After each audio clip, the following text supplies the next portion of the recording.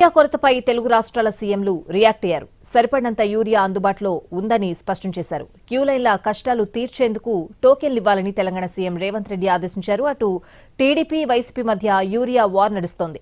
విమర్శల్ని తిప్పికొట్టాలని మంత్రులకు AP CM Chandrababu Naidu సూచించారు. తెలుగు రాష్ట్రాల్లో యూరియా కొరత రైతుల్ని కలవరపెడుతోంది. ఎక్కడ చూసినా నో స్టాక్ బోర్డులే కనిపిస్తున్నాయి. బస్తా యూరియా కోసం పనులు వదిలేసి వ్యవసాయ కార్యాలయాల దగ్గర అన్నదాతలు పడిగాపులు కాస్తున్నారు. ఏపీలో యూరియా సరఫరా సమస్యలపై రైతుల నుంచి ఆందోళనలు వ్యక్తమవుతున్నాయి. అండగా నిలిచేందుకు వారితో కలిసి ఉద్యమానికి సిద్ధమవుతోంది వైసీపీ.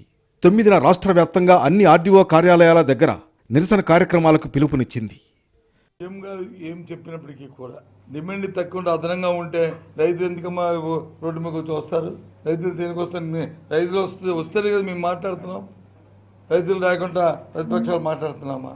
ఇంతకుముందు ఆర్బీకేల దగ్గర నుంచి ఇచ్చుకున్నప్పుడు ఇప్పుడు వెళ్ళి మన బ్లాక్ మార్కెట్ షాపుల దగ్గర ఎందుకు కూర్చొని వాళ్ళతో వచ్చి 430 రూపాయలు 420 రూపాయలకి ఎందుకు కొనుక్కోవాల్సి వస్తుంది?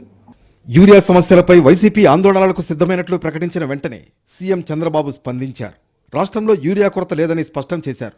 ఇప్పటి వరకు 94,892 మెట్రిక్ టన్నుల యూరియా అందుబాటులో ఉందని, వచ్చే 10 రోజుల్లో మరో 44,508 మెట్రిక్ టన్నులు అందుబాటులోకి వస్తుందన్నారు.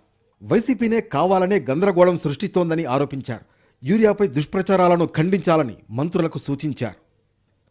ఎక్స్పెక్టెడ్ రేక్స్ యూరియా 44,508 నెక్స్ట్ 10 డేస్లో వస్తుంది.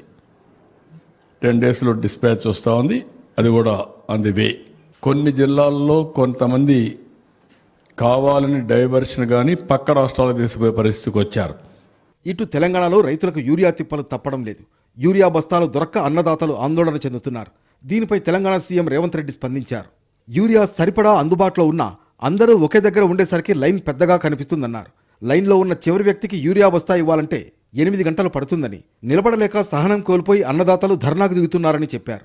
ముందే టోకెన్లిస్తే ఈ ప్రాబ్లం ఉండదని అధికారులకు సూచించారు రేవంత్. ఒక్కసారిగా మంది అందరు ఒక దగ్గర నిలబట్టి అందుబాటులో ఉన్నా కూడా లైన్ పెద్దగా కనిపిస్తుంది. సినిమా హిట్ అయితే అందరి టికెట్ దొరకవచ్చు, కానీ లైన్ చూస్తే పొడుగ్గా కనిపిస్తుంది. ఆఖరి ఆయనకు మొదటి ఆయనకు సేమ్ టైంలో ఇవ్వలేరు కదా. సేమ్ యూరియా అందుబాటులో ఉన్నా కూడా 1000 మంది లైన్లో ఉంటే మొదటోడికి చివరోడికి 8 గంటలు పడుతుంది. వీడు 8 గంటల లైన్లో నిలబడే వరకల్లా వీడు సహనం నశించేసి అసలు యూరియానే అందుబాటులేదని వాడు కూర్చోవడానికి రోడ్డు కాటం కూర్చుంటాడు. కొన్నిసార్లు ఈడ కూర్చుంటుంది, ఆడ కూర్చుంటుంది అని ఎవడో ఒకటి తీసుకెళ్ళి అట్లా కూర్చోబెడతారు. మొత్తానికి యూరియా సరిపడా అందుబాటులో ఉందని ప్రభుత్వాలు చెబుతున్నా రైతులకు మాత్రం కష్టాలు తప్పడం లేదు.